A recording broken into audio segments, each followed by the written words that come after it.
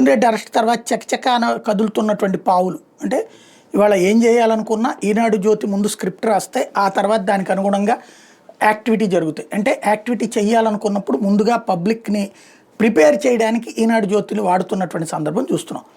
అందులో భాగంగా ఏది జగనే దీనికి అంతటికి సూత్రధార అన్నటువంటిది పబ్లిక్ని మోటివేట్ చేసే ప్రయత్నం చేశారు. ఇవాళ ఈనాడు జ్యోతి ఆ మేరకే కథనాలు రాసినాయి. ఆ తర్వాత 11 కోట్ల రూపాయలు రంగారెడ్డిలో దొరికినాయి అన్నది బ్రేకింగ్. అవంతా జగన్వే అన్నటువంటిది వీళ్ళ అనుకూల మీడియా అంతా కూడా బ్రేక్ చేసుకొచ్చింది. ఆ తర్వాత వరుణ్ అనే అతన్ని ఎయిర్పోర్ట్లో అరెస్ట్ చేశారు. దుబాయ్ నుంచి దిగ్గానే అతనే చెప్పాడు ఈ డీటెయిల్స్. ముందేమో అతను చెప్తే ఇది పట్టుకున్నామన్నారు, పట్టుకున్న తర్వాత వరుణ్ అరెస్ట్ చేశారు. అక్కడ కన్ఫ్యూజన్ ఉంది. అంటే బ్రేకింగ్లో వచ్చింది పొద్దున 11 తర్వాత వరుణ్ అరెస్ట్ చేశారు. వీళ్ళని అక్కడికి వెళ్ళి స్వాధీనం చేసుకుంది తెల్లారుజామున. మరి వరుణ్ ఫోన్లో చెప్తే వీళ్ళు వెళ్ళి స్వాధీనం చేసుకున్నారా, లేకపోతే స్వాధీనం చేసుకున్న ముందే వరుణ్ అరెస్ట్ చేశాక స్వాధీనం చేసుకున్నారా? ఇక్కడ ఒక కన్ఫ్యూజన్ ఉందన్నమాట.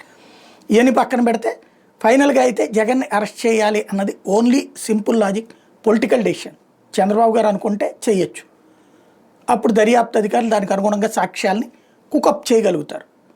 చంద్రబాబు గారు వద్దు అంటే కనుక నిజంగా సాక్ష్యాలు ఉన్న పక్కెళ్ళిపోతుంది. ఇక్కడ గవర్నర్ అనుమతి తీసుకోవాలా లేదా అన్నదాన్ని ఒకటి. రెండవది జగన్ ఎట్లా ఇన్వాల్వ్ చేయాలన్నట్టు. ఇప్పుడు అదేదో వాసుదేవరెడ్డి నియామకం మీద జగన్ సంతకం పెట్టాడు కాబట్టి ఆ పాయింట్ని యూజ్ చేసుకోవడానికి వీలుంటుంది. అందుకని పేరు నాని జగన్ అరెస్ట్ చేయడానికి రెడీ అవుతున్నారన్నటువంటి స్టేట్మెంట్ కూడా ఇచ్చుకొచ్చారు.